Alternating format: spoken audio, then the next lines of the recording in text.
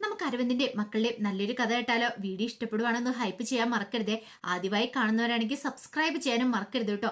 അങ്ങനെ നമ്മൾ കാണുന്ന ഒടുവില് വിനീതനെ കാണാതെ വന്നു കഴിഞ്ഞപ്പോ എല്ലാവർക്കും ഭയങ്കര ടെൻഷനായി. കല്യാണ ചെറുക്കൻ എത്തിയിട്ടില്ല ക്ഷേത്രത്തില്. കല്യാണം നടക്കാനേ മുഹൂർത്തത്തിന് ഇനി കുറച്ച് സമയം മാത്രമേ ബാക്കിയുള്ളൂ. കാവേരി രണ്ടു മൂന്ന് വട്ടം വിനീതനെ വിളിച്ചു നോക്കിയിട്ടും കിട്ടിയില്ല. അപ്പോഴേക്കും കാവേരിക്കും ടെൻഷനായി. ഇനിയിപ്പോ എന്തായിരിക്കും സംഭവിച്ചിട്ടുണ്ടായിരിക്കാം? വിനീതേട്ടനും കാലു മാറിയോ എന്നൊരു ചിന്ത മനസ്സിലേക്ക് വന്നു. ആ സമയത്ത് ശാരദ കാവേരിയുടെ അടുത്ത് വന്നിട്ട് പറഞ്ഞു, മോളെ ഇതുവരെയായിട്ടും വിനീതനെ കണ്ടില്ലല്ലോ, ഒന്ന് വിളിച്ചു നോക്കാൻ പറഞ്ഞു. ഞാൻ രണ്ടു മൂന്ന് വട്ടം വിളിച്ചമ്മേ, കോൾ എടുക്കുന്നില്ല എന്ന് പറഞ്ഞു. കോൾ എടുക്കുന്നില്ലേ? ഒരു കാര്യം ചെയ്യാം, ഞാൻ നിവിനെ ഒന്ന് വിളിച്ചു നോക്കട്ടെ എന്ന് പറഞ്ഞു. അങ്ങനെ നിവിനെ കാവേരി വിളിക്കുകയാണ്.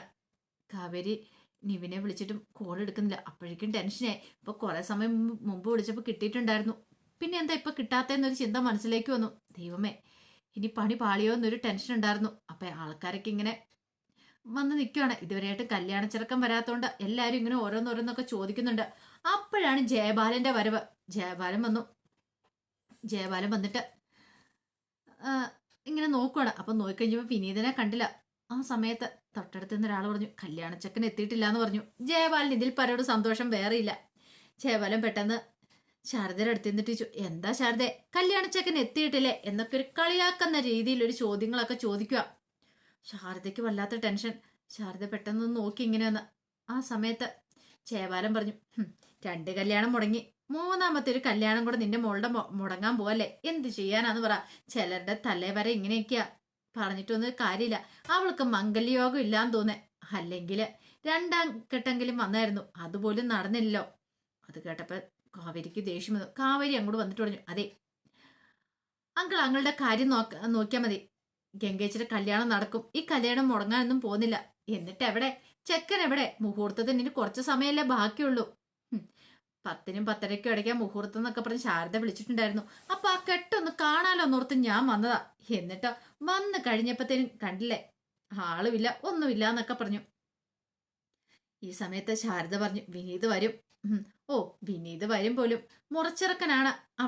അവളെ കല്യാണം കഴിക്കുമെന്നൊക്കെ എന്നെ വെല്ലുവിളിച്ച് പറഞ്ഞാണല്ലോ. എന്നിട്ട് എന്തു പറ്റി ശാരദേ? അവന് തോന്നിക്കാണും ഇവളെ കെട്ടണ്ടാന്ന്. അവൻ മുങ്ങിക്കാണൂന്ന് പറഞ്ഞു. അല്ലെങ്കിലും ഇവളുടെ കല്യാണം ഒന്നും നടക്കാൻ പോകുന്നില്ല. ഇവളുടെ കല്യാണം തീരുമാനിച്ചപ്പോഴല്ലേ ഇവളുടെ അച്ഛൻ മരിച്ച എന്നൊക്കെ പറഞ്ഞ് ഗംഗയെ കുറ്റപ്പെടുത്തുക. ഇത് ഗംഗ കേട്ടു. ഗംഗയ്ക്ക് സഹിക്കാൻ പറ്റിയില്ല. ഇനി ഇവളിങ്ങനെ നിന്ന് പോകത്തുള്ളൂ. ഇവള് കാരണം അനുജിത്തിമാരുടെ കല്യാണം കൂടെ നടക്കത്തില്ല. അല്ല, ചേച്ചി നിൽക്കുമ്പോൾ അനുജിത്തിമാരെ കാണാനായിട്ട് പെട്ടെന്നാലും വരത്തൊന്നുമില്ല. ഇനിയിപ്പോ ചേച്ചിയുടെ ദോഷം കൊണ്ട് ഇനിയിപ്പോ അനുജിത്തിമാരുടെ കല്യാണം കൂടെ മുടങ്ങും എന്നൊക്കെ പറഞ്ഞ് ഗംഗയെ കുറ്റപ്പെടുത്തുക. കാവേരി പറഞ്ഞു, ഇതേ അങ്കളെ, ക്ഷേത്രമാന്ന് നോക്കത്തില്ല, എനിക്ക് നല്ല ദേഷ്യം വരുന്നുണ്ട് കേട്ടോ എന്നൊക്കെ പറഞ്ഞിട്ട് കാവേരി ദേഷ്യപ്പെടുക. അപ്പോഴേക്ക് ശാരദ പറഞ്ഞു, നീ ഒന്നും മിണ്ടാതിരിക്കുക കാവേരി എന്ന് പറഞ്ഞു. പിന്നീട് ജയബാലന്റെ അടുത്ത് നിന്നിട്ട് പറഞ്ഞു, ജയബാലേട്ടാ, ദൈവത്തെ ഓർത്ത് ഉപദ്രവിക്കരുത്, അറിയാലോ എന്റെ ഗംഗയുടെ വിവാഹം നടക്കും, അതിനിപ്പോ ആരൊക്കെ നോക്കിയാലും നടക്കും എന്നൊക്കെ പറഞ്ഞു. പക്ഷേ ഗംഗയ്ക്ക് ഭയങ്കര ടെൻഷനായിരുന്നു. ഗംഗയ്ക്ക് സഹിക്കാൻ പറ്റിയില്ല. കാരണം താൻ കാരണം ഈ കുടുംബത്തിൽ പ്രശ്നങ്ങൾ ഉണ്ടാവുമെന്നൊരു ചിന്ത. തന്റെ ജാതകദോഷം കൊണ്ടാണോ ഇങ്ങനെയൊക്കെ വരുന്ന വിവാഹങ്ങളൊക്കെ മുടങ്ങിപ്പോന്നെ? അങ്ങനെയാണെങ്കിൽ ഇനി വിവാഹം നടക്കില്ലേ? തന്റെ വിവാഹം മുടങ്ങിയത് പോട്ടെ, ഇനിയിപ്പോ തന്റെ അനുജത്തിമാരുടെ വിവാഹം കൂടെ താൻ കാരണം മുടങ്ങാൻ പാടില്ല. പിന്നീട് ഗംഗ ആരും കാണാൻ പതുക്കെ അങ്ങോട്ട് മാറുവാണ്. കാരണം ഗംഗയ്ക്ക് പിന്നെ ജീവിക്കണമെന്നൊരു ചിന്ത പോലും ഉണ്ടായിരുന്നില്ല. മരിച്ചാൽ മതി എന്നൊരു ചിന്തയേ ഉണ്ടായിരുന്നുള്ളൂ. ഗംഗ പതുക്കെ, ഒരു കുന്നിന് മുകളിലായിരുന്നു ക്ഷേത്രം. ഗംഗ പതുക്കെ അങ്ങോട്ടേക്ക് മാറിയിട്ട് ഇനി ഇവിടുന്ന് താഴേക്ക് ചാടാം എന്നൊക്കെ ഒരു ചിന്ത ഗംഗയുടെ മനസ്സിലേക്ക് വരുന്നുണ്ട്. ആത്മഹത്യ ചെയ്യാം, അതാണെങ്കിൽ നല്ലതാ. താൻ ഇനി ഇപ്പൊ ആർക്കും ഒരു ഭാരമാവണ്ട എന്നൊരു ചിന്തയൊക്കെയായിരുന്നു മനസ്സിൽ നിറയെ ഉണ്ടായിരുന്നേ. ഇനി ജീവിച്ചിരിക്കുന്ന എന്തിനു വേണ്ടിയിട്ടാ? എല്ലാവരുടെ മുന്നിൽ ഒരു പരിഹാസ പാത്രമായിട്ട് ജീവിക്കാൻ താൻ ആഗ്രഹിക്കുന്നില്ല എന്നൊരു ചിന്തയോട് കൂടിയിട്ടാണ് ഗംഗ അങ്ങനെ ഒരു തീരുമാനം എടുക്കുന്നത്. ആ സമയത്ത് കാവേരിയൊക്കെ ആണെങ്കിൽ ഓരോരുത്തരോട് സമാധാനം പറയുന്നുണ്ട്. വരും, ഇപ്പൊ തന്നെ വിനീതേട്ടൻ വരും, ആരും പോവൊന്നും വേണ്ട, കല്യാണം നടക്കൂന്നൊക്കെ പറഞ്ഞ് ഇങ്ങനെ എല്ലാരും അവിടെ പിടിച്ചു നിർത്തുന്നൊക്കെ ഉണ്ട്. ആ സമയം ഗംഗ മരിക്കാനായിട്ട് ഒരുങ്ങി അങ്ങോട്ട് പോയാ അവരുടെ മുകളിലേക്ക് ഇങ്ങനെ നിൽക്കുവാണ്. അപ്പോഴേക്കാണ് ഗംഗ എന്നൊരു ഒറ്റ വിളികേട്ടെ വിനീത് അങ്ങോട്ടേക്ക് പാഞ്ഞു വരുവാണ്. കൃത്യസമയത്ത് തന്നെ വിനീത് അങ്ങോട്ടേക്ക് വന്നിട്ടുണ്ടായിരുന്നു. ഈ പറയുന്ന സുജാതയൊക്കെ പഠിച്ച പണം വന്നിട്ട് നോക്കി വിനീതിനെ വീട്ടിൽ നിന്ന് പറഞ്ഞു വിടാതിരിക്കാൻ വേണ്ടിയിട്ട്. വിനീതിന് വലിയ അപകടങ്ങളൊക്കെ ഉണ്ടായാലും അതിൽ നിന്നൊക്കെ രക്ഷപ്പെട്ട് വിനീത് ഒടുവില് ഗംഗയുടെ അടുത്തേക്ക് വരുവാണ്. ഗംഗയെ വിവാഹം കഴിക്കാനായിട്ട്. ആരൊക്കെ സമ്മതിച്ചില്ലെങ്കിലും താൻ ഗംഗയുടെ കഴുത്തിൽ താലി ആർത്തുനിന്ന് വിനീത് വാക്ക് കൊടുത്തിട്ടുണ്ടായിരുന്നു ശാരദയ്ക്ക്. പെട്ടെന്ന് ഗംഗ തിരിഞ്ഞു നോക്കി, വിനീതിനെ കണ്ടു. വിനീതിനെ കണ്ടു കഴിഞ്ഞപ്പോഴത്തേനും ഗംഗയ്ക്കൊരു സമാധാനമായി. ഒരു നിമിഷം കൂടെ വൈകി പോയിട്ടുണ്ടായിരുന്നെങ്കിൽ ഗംഗ പിന്നെ ജീവനോടെ ഉണ്ടാകത്തില്ലായിരുന്നു. പെട്ടെന്ന് വിനീത് വന്നിട്ട് ഗംഗയുടെ കയ്യിലേക്ക് അങ്ങോട്ട് പിടിച്ചു. എന്നിട്ട് പറഞ്ഞു, സോറി കേട്ടോ, കൃത്യസമയത്ത് എനിക്ക് വരാൻ പറ്റിയില്ല എന്നൊക്കെ പറഞ്ഞു. ആ സമയത്ത് കാവേരിയും അവരെല്ലാം പെട്ടെന്ന് അങ്ങോട്ട് വന്നു. എന്നിട്ട് ചോദിച്ചു, എന്താ എന്താ വിനീതേട്ടാ, എത്ര വട്ടം ഞാൻ വിളിച്ചു, ഞാൻ വിളിച്ചിട്ട് എന്താ കോൾ എടുക്കാത്തതെന്നൊക്കെ ചോദിക്കുകയാണ്. അത് അങ്ങനെ ഒരു സാഹചര്യമായിപ്പോയി. അല്ല, അവരൊന്നും വന്നില്ലെന്ന് രാധമ്മ ചോദിച്ചു.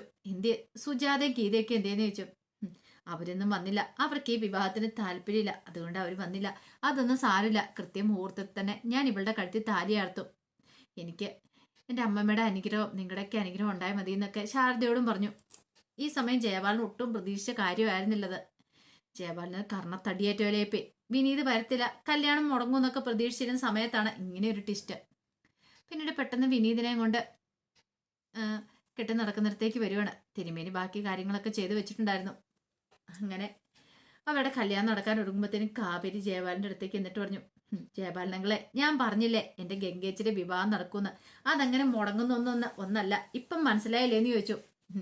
അതെ, ഗംഗേച്ചിയുടെ മുറച്ചെറുക്കന് ഗംഗേച്ചിയുടെ കഴുത്തിൽ താലി ആർത്തു എന്ന് പറഞ്ഞാൽ താലി ആർത്തു എന്ന് പറഞ്ഞു. അങ്ങനെ ഒടുവില് ജാതമ്മയുടെ എല്ലാവരുടെയും അനുഗ്രഹമൊക്കെ വാങ്ങിക്കൊണ്ടാണ് വിനീത് ഗംഗയുടെ കഴുത്തിൽ താലി ആർത്താനായിട്ട് ഒരുങ്ങുന്നത്. അങ്ങനെ താലി ആർത്താൻ ഒരുങ്ങുന്ന സമയത്ത് ഗംഗയുടെ മുഖം വല്ലാതിരിക്കുന്നുണ്ട്. അപ്പം വിനീത് പറഞ്ഞു, പേടിക്കൊന്നും വേണ്ട ഗംഗ, എനിക്ക് നിന്നെ അത്രയ്ക്ക് ഇഷ്ടമായിരുന്നു, ഒരുപക്ഷെ നിന്റെ മനസ്സിലുള്ള പോലെ തന്നെ ഞാനും മാറിക്കോളാം എന്നൊക്കെ പറഞ്ഞു. അങ്ങനെയൊക്കെ പറഞ്ഞിട്ടാണ് ഗംഗയുടെ കഴുത്തിൽ വിനീത് താലി ആർത്തുന്നത്. ഭയങ്കര സന്തോഷമായിരുന്നു കാവേരിക്കും യമുനിക്കും എല്ലാവർക്കും കൂടെ. അങ്ങനെ കല്യാണമൊക്കെ അതിഗംഭീരമായിട്ട് നടന്നു. പിന്നീട് ശാരദ ജയപാലിൻ്റെ അടുത്ത് ചെന്നിട്ട് പറഞ്ഞു, അതേ ജയപാലിട്ട, ആഹാരം കഴിക്കാതെ പോവരുത്, സദ്യ കഴിച്ചിട്ടേ പോകാവളെന്ന് പറഞ്ഞു. പെട്ടെന്ന് ജയപാലനൊന്നും മിണ്ടാതെ കൂടെ ഇറങ്ങി പോവുകയാണ്. ശാരദയ്ക്ക് മനസ്സിലായി ഇഷ്ടപ്പെട്ടിട്ടില്ല എന്നുള്ള കാര്യങ്ങളൊക്കെ. പക്ഷെ അത് മൈൻഡ് ചെയ്യേണ്ട കാര്യമൊന്നും ഇല്ലല്ലോ. അങ്ങനെ അടിപൊളിയായിട്ട് കല്യാണം കാര്യങ്ങളൊക്കെ നടന്നു. ഒരിക്കലും പ്രതീക്ഷിച്ച കാര്യമില്ല, കല്യാണം മുടങ്ങുന്നൊരു സിറ്റുവേഷനിലേക്ക് കാര്യങ്ങളൊക്കെ വന്നിട്ടുണ്ടായിരുന്നു. പക്ഷെ കൃത്യസമയത്ത് തന്നെ വിനീത് എത്തിയതുകൊണ്ടാണ് കല്യാണമൊക്കെ നടന്നത് പോലും. കല്യാണമൊക്കെ നടന്നു. ഇനിയിപ്പോൾ അവർ വീട്ടിലേക്ക് പോകുകയാണല്ലോ വിനീതിൻ്റെ. യമുനയും കാവേരി എല്ലാവരും കെട്ടിപ്പിടിച്ച് കരയുന്നുണ്ട്. ഗംഗയ്ക്കും വല്ലാത്തൊരു ബുദ്ധിമുട്ടുണ്ടായിരുന്നു. കാരണം സുജാതയുടെ സ്വഭാവമൊക്കെ നന്നായിട്ടറിയാം. അവിടെ ചെന്നാൽ എന്താവും എങ്ങനെയാവും എന്നൊരു ടെൻഷൻ കാര്യങ്ങളൊക്കെ ഉണ്ടായിരുന്നു. അങ്ങനെ ഒടുവിൽ അവരങ്ങോട്ടേക്ക് യാത്രയാവുകയാണ്. പക്ഷെ അവിടെ ചെന്ന് കഴിയുമ്പോഴത്തേനും ഒട്ടും അംഗീകരിക്കാൻ പറ്റുന്നുണ്ടായിരുന്നില്ല സുജാതയ്ക്കും ഗീതയ്ക്കും ഒക്കെ. ഗംഗയെ, എനിക്കറിയായിരുന്നടാ നീ ഇവളെ കല്യാണം കഴിപ്പിച്ച് ഇങ്ങോട്ട് കൂട്ടിക്കൊണ്ട് വരുന്നേ, എങ്ങനെ തോന്നിയിടാ നിനക്കിത് ചെയ്യാനായിട്ട്. എന്നാലും ഞാൻ ഇത്രയും കാലം വളർത്തി വലുതാക്കി എൻ്റെ മോന് ഈ എന്നെ തേച്ചിട്ട് ഇവളുടെ പിന്നാലെ പോയില്ലേ, നിനക്ക് നാണം ഉണ്ടോടാ നിന്റെ അമ്മയെ തള്ളിക്കളയാനായിട്ട്. നീ എൻ്റെ മകനല്ല, എനിക്ക് നിന്നെ കാണണ്ടെന്നൊക്കെ പറഞ്ഞ് ദേഷ്യപ്പെടുവാണ്. അപ്പോഴേക്കും അവൻ വിനീത് പറഞ്ഞു, അമ്മ അങ്ങനൊന്നും പറയരുത് അമ്മേ, എനിക്ക് ഇവളെ ഇഷ്ടമായതുകൊണ്ടല്ലേ. ഇഷ്ടം ഇവളെ പോലുള്ള ഒരുത്തിരെ കല്യാണം കഴിച്ചുകൊണ്ട് വരാനല്ലേടാ നീ നിന്റെ അമ്മയെ സഹോദരിയൊക്കെ വെറുപ്പിച്ചേ. എങ്ങോട്ടാന്ന് വെച്ചപ്പോക്കോ ഇങ്ങോട്ട് കയറണ്ടാന്നൊക്കെ പറഞ്ഞു. വിനീതിന് സങ്കടമായി. അപ്പോഴേക്കും കാവേരി അവരേക്ക് അങ്ങോട്ട് വന്നു.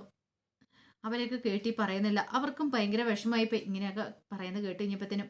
അപ്പോഴേക്കും കാവേരി ശാരദയോട് പറഞ്ഞു, അമ്മേ ഒരു കാര്യം ചെയ്യുക, വിനീതേടനെ വിളിക്ക്, വിനീതേടനെ ചേച്ചീനെ നമുക്ക് വീട്ടിലേക്ക് കൊണ്ടാവും. എന്തിനാ ഇവിടെ വെറുതെ, നമുക്കൊരു വീടുണ്ടല്ലോ, മുറികളും ഉണ്ടല്ലോ, പിന്നെ എന്തിനാന്ന് ചോദിച്ചു.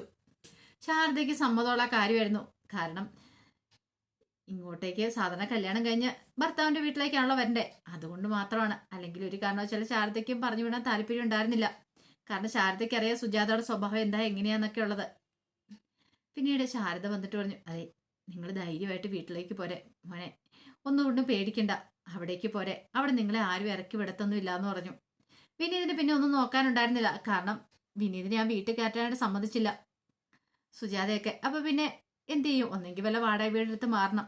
പിന്നെ ഒരു ഓപ്ഷൻ എന്ന് പറഞ്ഞിട്ടുണ്ടെങ്കിൽ ഇവളുടെ ഗംഗയുടെ വീട്ടിലേക്ക് പോകാന്നുള്ളതാണ്. അങ്ങനെ ഗംഗയും വിനീതിനെയും കൂട്ടിക്കൊണ്ട് സ്നേഹതീരത്തേക്ക് പോവാണ് ശാരദയും കാവേരിക്ക്. അപ്പോൾ അതിൻ്റെ നല്ല നല്ല സന്തോഷകരമായ വിശേഷങ്ങളൊക്കെയാണ് നമ്മൾ കാണാനായിട്ട് പോകുന്നത്.